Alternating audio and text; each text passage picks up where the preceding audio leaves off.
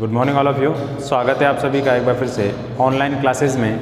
हम MA final year की geography का अध्ययन कर रहे हैं। एमए फाइनल ईयर की ज्योग्राफी में हमने पिछली कक्षा में पढ़ा था सीमेंट उद्योग को। उससे पहले हमने सूती वस्त्र उद्योग और लोहे इस्पात उद्योग और एल्यूमिनियम उद्योग को भी पढ़ लिया था। अब अगले कुछ उद्योगों को और पढ़ेंगे हम, जो परीक्षा की दृष्टि से महत्वपूर्ण हैं। उन उद्योगों को हम पढ़ते चलेंगे। हो सकता है आपका सिलेबस, हो सकता है क्या इसकी लगभग पूरी संभावना है कि नवंबर में जैसे ही सत्र शुरू होगा उसी के साथ आपका सिलेबस आधा कर दिया जाएगा। लगभग 50% सिलेबस आपका कर दिया जाएगा। तो उसको भी हमको ध्यान में रखना है कि कौन कौन से टॉपिक हमको पढ़ाए जाने चाहिए। तो उन्हीं के मद्देनज़र मुख्य बिंदुओं को हम पढ़ाने की कोशिश कर रहे हैं आपको। तो उसमें देखा जाए तो सूती वस्त्र उद्योग भी एक इम्पोर्टेंट हो जाता है। तो आज की इस कक्षा में हम सूती वस्त्र उद्योगों के बारे में चर्चा करेंगे इंडियन ज्योग्राफी के तहत। तो चलिए शुरू करते हैं। आज हम पढ़ेंगे सूती वस्त्र उद्योगों के बारे में, ठीक है। इसको अंग्रेजी में कहते हैं कॉटन टेक्सटाइल इंडस्ट्री। इसके बारे में हम पढ़ेंगे। सूती वस्त्र उद्योग क्या होता है, कहाँ सूती वस्त्र उद्योग लगाए गए हैं भारत में और कहाँ नहीं लगाए गए हैं, कौन कौन से सूती वस्त्र उद्योग इम्पोर्टेंस है, किस तरीके से भारत में सूती वस्त्र उद्योगों की शुरुआत हुई, इन सभी के बारे में आज के इस लेक्चर में हम विस्तार से चर्चा करेंगे। तो देखिए, प्राचीन काल से ही भारत में सूती वस्त्रों का उत्पादन होता आ रहा है। बहुत प्राचीन काल से मोहनजोदड़ो हड़प्पा सभ्यता से भारत में सूती और खादी वस्त्रों का उत्पादन होता हुआ आ रहा है।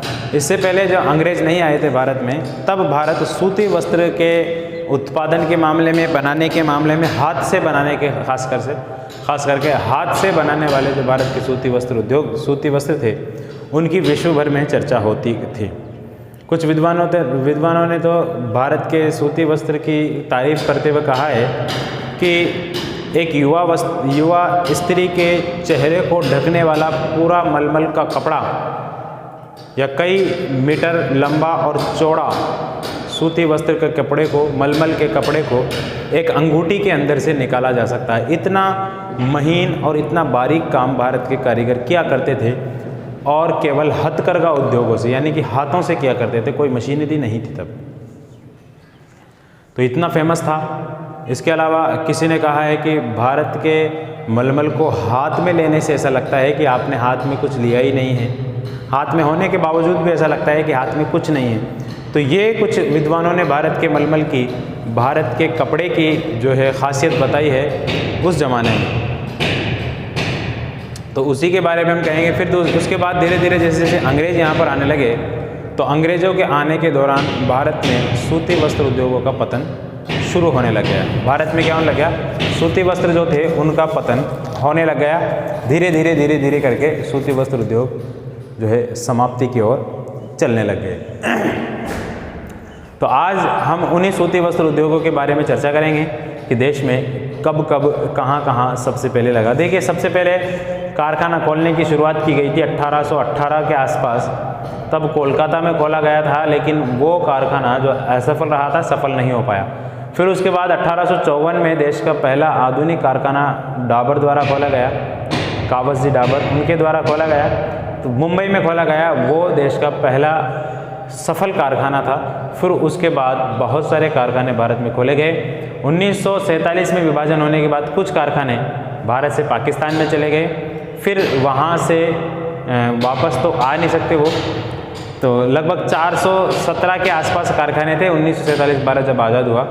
तो उस दौरान 15-20 कारखाने पाकिस्तान में चले गए। भारत में 402 कारखाने बचे थे, ठीक है। 73% रुई उत्पादक क्षेत्र, या कह सकते हैं कपास वाला क्षेत्र, पाकिस्तान में चला गया। तो ये सारी बातें थी। फिर इसके बाद अगर वर्तमान संदर्भ में, वर्तमान परिप्रेक्ष्य में देखा जाए, तो भारत में लगभग 2000 से ज़्यादा कारखाने मौजूद है सूती वस्त्र के। तो चलिए हम इसका थ्योरेटिकल थोड़ी सी लिखते हैं, फिर उसके बाद समझेंगे कौन कौन सा कारखाने की स्थिति कैसी है, ठीक है। तो लिखिए, भारत में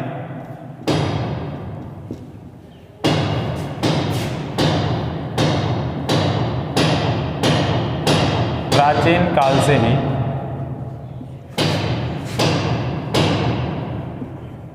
सूती वस्त्रों का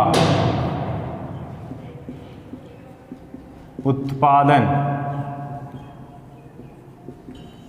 किया जाता रहा है। संपूर्ण विश्व में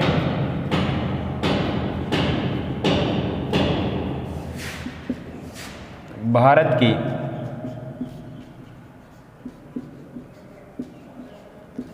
सूती वस्त्रों को बनाने में विशिष्ट पहचान थी।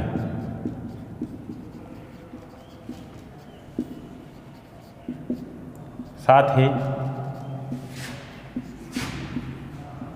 भारतीय रेशम मलमल विश्व में ख्याति प्राप्त उद्योग था। भारतीय मलमल विश्व में क्या था? ख्याति प्राप्त एक उद्योग था।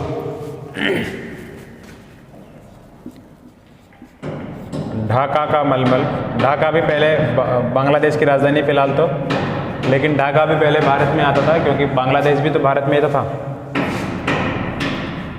केरल का कलिका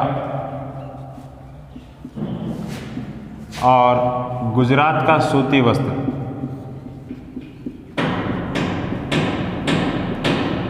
गुजरात में कौन सा?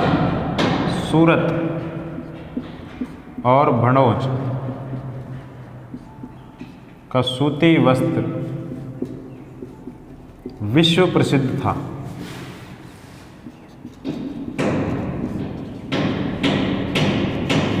फिर उसके बाद ब्रिटिश शासन आया। ब्रिटिश शासन के काल से ही भारत में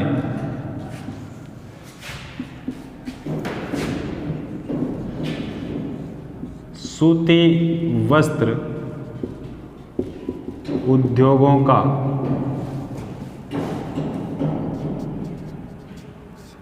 पतन होना प्रारंभ हो गया। जैसे ही ब्रिटिश काल आया वैसे ही भारत में सूती वस्त्रों का जो काम चलता था, जो स्वर्णिम दौर था एक, वो स्वर्णिम दौर समाप्त हो गया। इतनी बातें लिखिए। फिर इसके आगे की बातें हम लिखेंगे। एक विद्वान है बुकानन नाम के, उन्होंने भारतीय सूती वस्त्रों की दुर्दशा के बारे में क्या लिखा है कि भारतीय जो सूती वस्त्र उद्योग था वो अतीत का स्वर्णिम दौर था। अतीत का स्वर्णिम दौर था। वर्तमान और भूत का संकट उसको कहा है, साथ ही साथ आने वाले भविष्य की आशा उन्होंने कहा है। इस तरीके से भी भारत के उद्योगों की मजाक उड़ाई गई, जो सूती वस्त्र उद्योग के। अतीत का तो गौरव कहा है कि भारत में सूती वस्त्र जो थे वो अतीत के गौरव है। वर्तमान और भूत का उसको संकट कहा है कि वर्तमान और पिछले कुछ सालों में भारत में जो है संकट से जूझ रहा है सूती वस्त्र उद्योगों के मामले में। और भविष्य में आशा कहा है कि भविष्य में हो सकता है कि भारत वापस उसी नक्शे कदम पे चले जिस कदम पे भारत प्राचीन काल में चला करता था। तो उसको लिखते हैं हम, बुकानन के अनुसार जो परिभाषा है उसको लिखते हैं।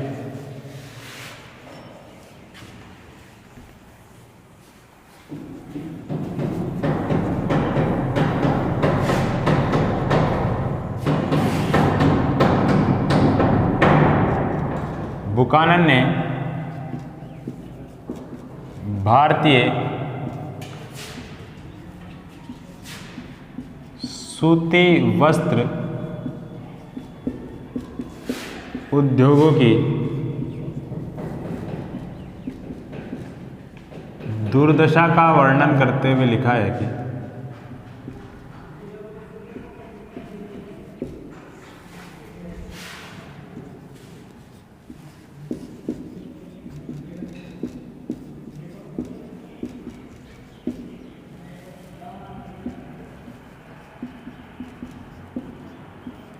भारतीय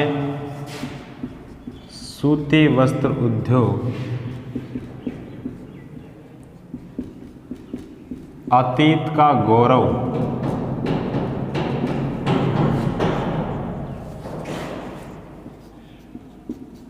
भूत और वर्तमान का संकट एवं भविष्य की आशा है ये बुकानन साहब ने भारत के सूती वस्त्र उद्योगों के संदर्भ में कहा है। ठीक है, आशा है या ऐसे लिख सकते हैं, आशा रह गया है।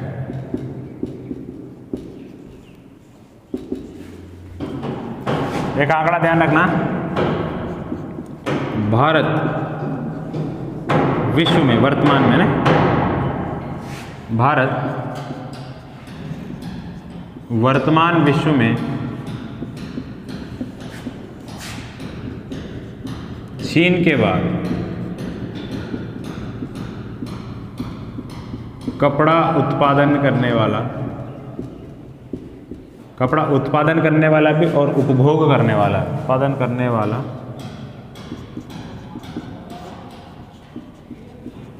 दूसरा सबसे बड़ा देश है।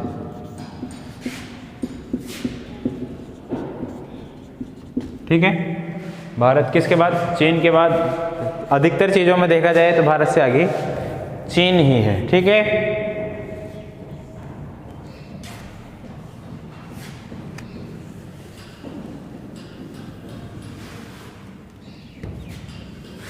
और लिखिए, भारत में कपड़ा उद्योग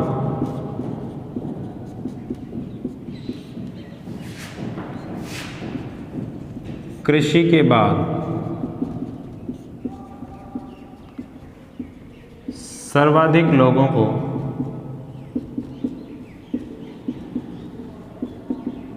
रोजगार देने वाला उद्योग है।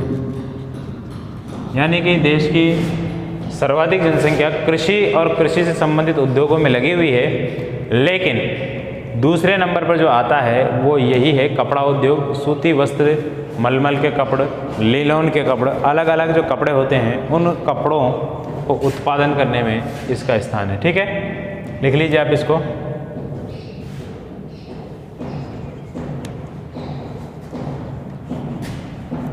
लिख लिया होगा आपने। अगर वर्तमान परिप्रेक्ष्य में देखा जाए, वर्तमान संदर्भ में देखा जाए तो वर्तमान में देश के औद्योगिक उत्पादन में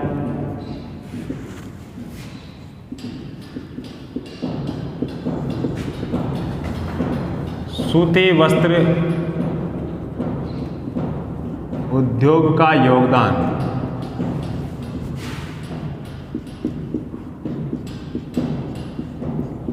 12.65% है, जबकि देश की जीडीपी, सकल घरेलू उत्पाद में इसका योगदान 2.3% है। देश की जितना भी देश में उत्पादन होता है उनमें 2.3% उत्पादन केवल सूती वस्त्र उद्योगों से उत्पादित होता है, यानी कि कपड़ा उद्योगों से उत्पादित होता है। जबकि कुल औद्योगिक उत्पादन जितना होता है उन औद्योगिक उत्पादन में से 12.65% उत्पादन केवल कपड़े का किया जाता है देश के अंतर्गत। ठीक है, बात और आंकड़े आपके समझ में आ रहे होंगे। इसके बाद देखते हैं, यही एकमात्र उद्योग ऐसा है भारत में, यही एकमात्र उद्योग है जिसमें जो कच्चा माल से लेकर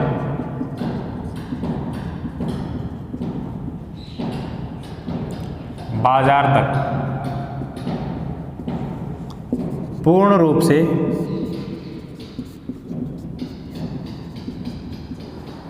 आत्मनिर्भर उद्योग है।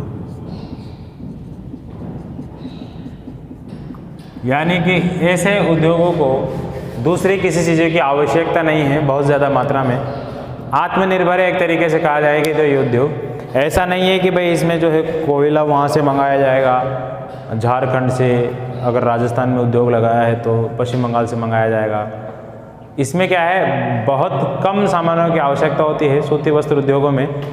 या तो आपको बिजली की आवश्यकता होगी, पैसों की आवश्यकता होगी, कुछ मात्रा में जल की आवश्यकता भी होती है, कपास की आवश्यकता, सब आसानी से मिल जाती है एक ही स्थान पर। ठीक है, किसी भी स्थान पर इसको लगाया जा सकता है। मुख्यतः वहाँ लगाया जाना आवश्यक होता है जहाँ बाजार होता है। ठीक है, जहाँ बाजार होता है वहाँ पर इन उद्योगों को लगाया जाता है, क्योंकि कच्चे माल के निकट लगाने से तो कोई फ़ायदा नहीं है, क्योंकि रुई होती है, कपास होता है कच्चा माल, उसको तो आसानी से लाया जा सकता है। ठीक है, उसमें ज़्यादा वजन भी नहीं होता। तो ये लिख लीजिए बातें, फिर इसके बाद देखेंगे और क्या बातें हैं इसमें।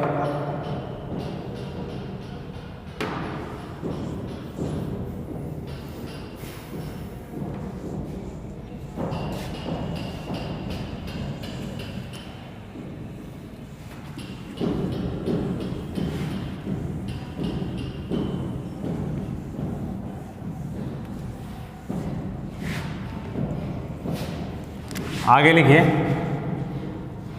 भारतीय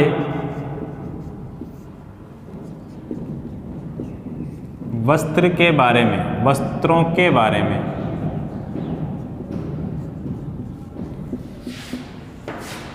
प्रसिद्ध मुगल यात्री नहीं है, मुगल कालीन यात्री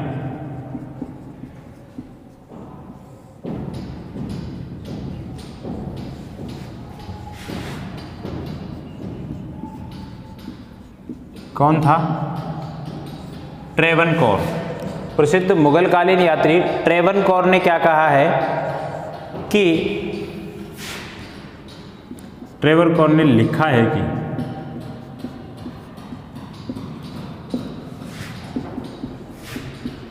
भारतीय मलमल इतनी कोमल होती है कि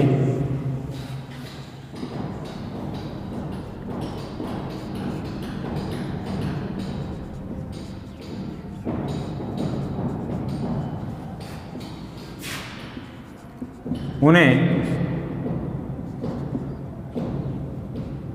हाथ में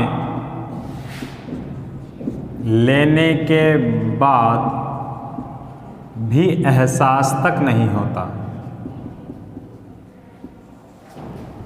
एहसास तक नहीं होता कि वो हाथ में है। कि अगर भारतीय मलमल को हाथ में भी ले लिया जाए तो अब हमको पता नहीं चलता कि हाथ में हमने कुछ ले रखा है। इतनी कोमल और इतनी जो है सॉफ्ट होती है वो मलमल, इन्होंने कहा है इसके बारे में। क्योंकि देखिए, प्राचीन काल में, मुगल काल में और उससे प्राचीन काल में हर चीज़ का व्यापार हुआ करता था और कुछ व्यापारी हुआ करते थे। ठीक है, व्यापारी ताजिर बोलते थे उनको उर्दू में, ताजिर। तो ताजिर क्या है, तिजारत करते थे, यानी कि व्यापार करते थे। तो तिजारत के दौरान वो देखते थे, कपड़े की क्वालिटी को चेक करते थे, वो कपड़ा कैसा बना हुआ है, उस पर रंगाई कैसी है, उस पर छपाई कैसी है। तो ट्रावनकोर ने क्या लिखा है, सबसे बेहतरीन किस्म का जो मलमल मिलता था वो भारत में ही मिलता था उस ज़माने में। ठीक है, इसके अलावा अन्य जो तुर्क थे, ईरान, इराक, मेसोपोटामिया सभ्यता वाले, वो भी कपड़ा बनाते थे, सूती वस्त्र बहुत अच्छा बनाते थे। वो ऊनी वस्त्र उनके मुकाबले में कोई नहीं था, क्योंकि वहाँ पर क्या है, ठंड पड़ा करती थी, तो ऊनी वस्त्र उनके मुकाबले में नहीं था। लेकिन मलमल हमारे मुकाबले में कोई नहीं था। ठीक है, हाथ में लेने तक एहसास नहीं होता। आगे एक विद्वान ने लिखा है कि एक युवा स्त्री के कपड़ों को आसानी से एक अंगूठी के भीतर से, अंगूठी के भीतर से निकाला जा सकता है।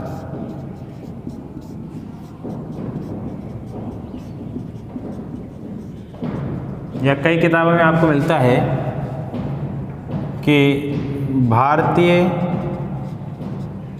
मलमल को जो लगभग कई मीटर चौड़ा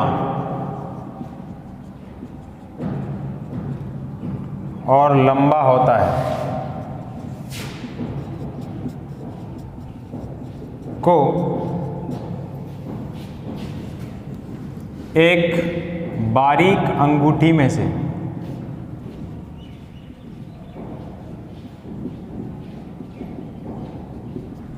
आसानी से निकाला जा सकता है। आसानी से निकाला जा सकता है। तो ये इतनी सारी तमाम बातें जो की गई है, ये भारत के जो सूती वस्त्र थे उन सूती वस्त्रों की खासियत बयां करने के लिए की गई है इतनी सारी बातें। ठीक है, तो ये सारी बातें आप लिख सकते हैं कि एक युवा स्त्री के कपड़ों को आसानी से अंगूठी के भीतर में से निकाला जाता है। खासकर वो कपड़ा होना चाहिए मलमल का। ठीक है, खादी वस्त्र नहीं, खादी वस्त्र तो मोटा होता है, मलमल के कपड़े की बात हो रही है, रेशम की बात हो रही है।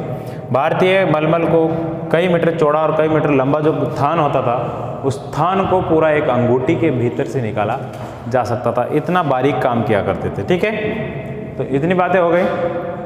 इतनी बातें होने के बाद इसको मिटा देता हूँ मैं, फिर इसके आगे की बात लिखेंगे हम।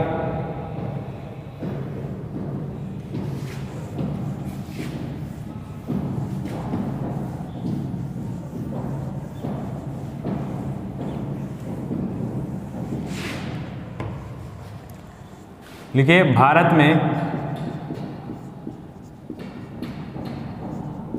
सूती वस्त्र उद्योग का, सूती वस्त्र का पहला कारखाना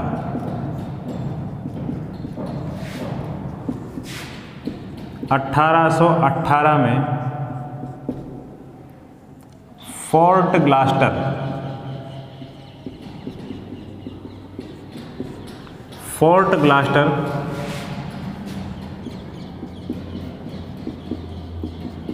कोलकाता में स्थापित किया गया, खोला गया।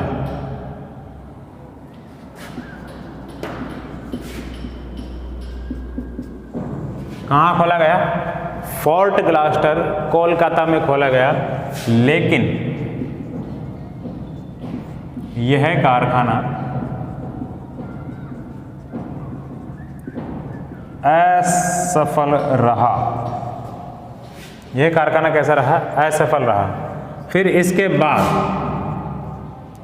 देश का पहला आधुनिक और सफल कारखाना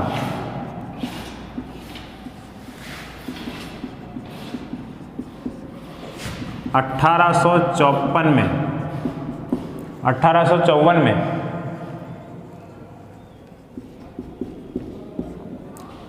कवासजी डावर द्वारा मुंबई में खोला गया।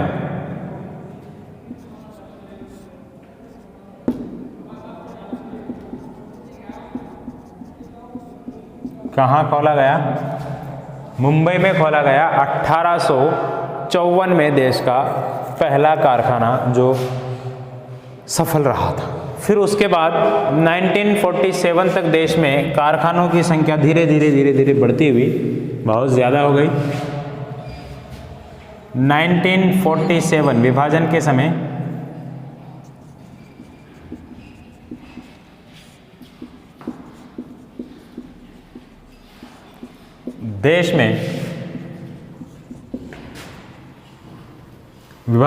देश में कितने कारखाने थे? लगभग 417 कारखाने थे,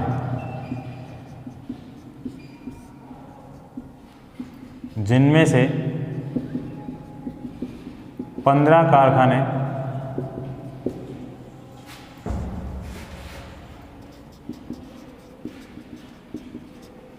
पाकिस्तान में चले गए एवं 73% रुई का क्षेत्र भी पाकिस्तान में चला गया।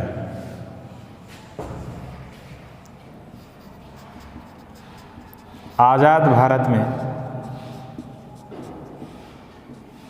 402 सूती वस्त्र के कारखाने थे, जो वर्तमान में बढ़कर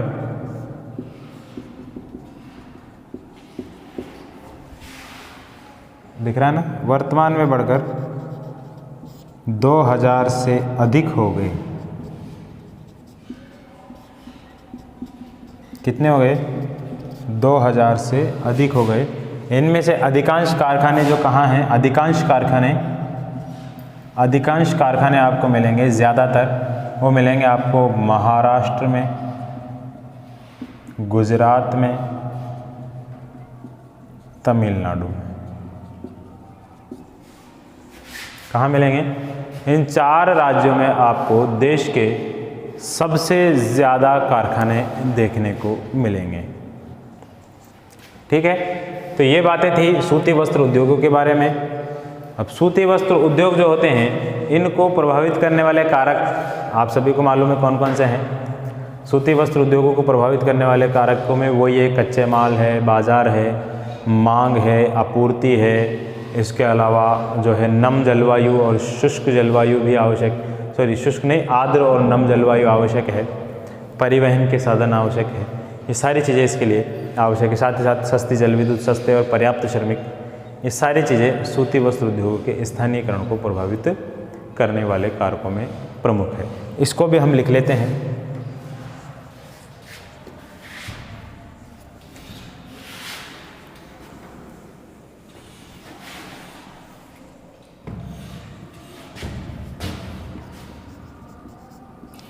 सूती वस्त्र उद्योगों के स्थानीयकरण को प्रभावित करने वाले कारक।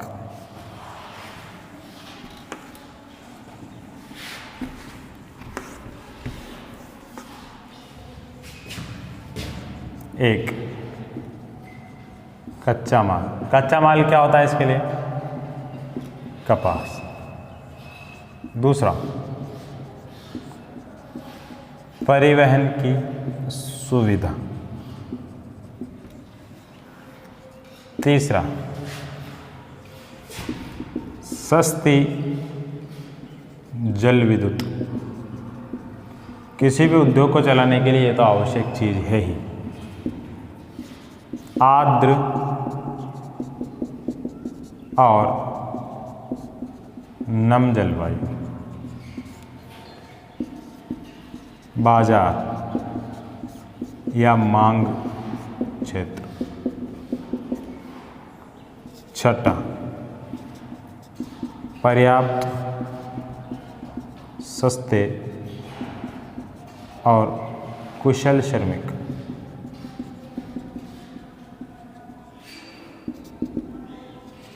उन्नत और आधुनिक तकनीक।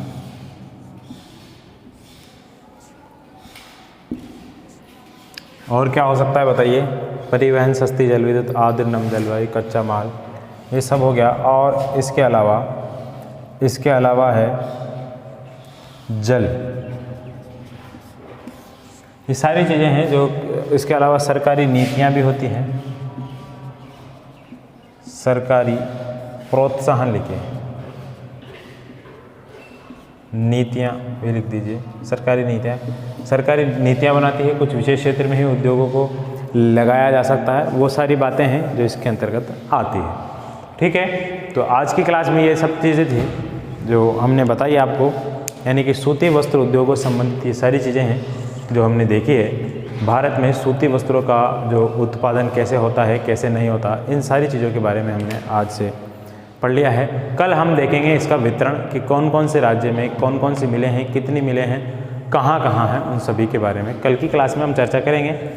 आज की क्लास में सिर्फ इतना ही। मुझे दीजिए इजाज़त। नमस्कार।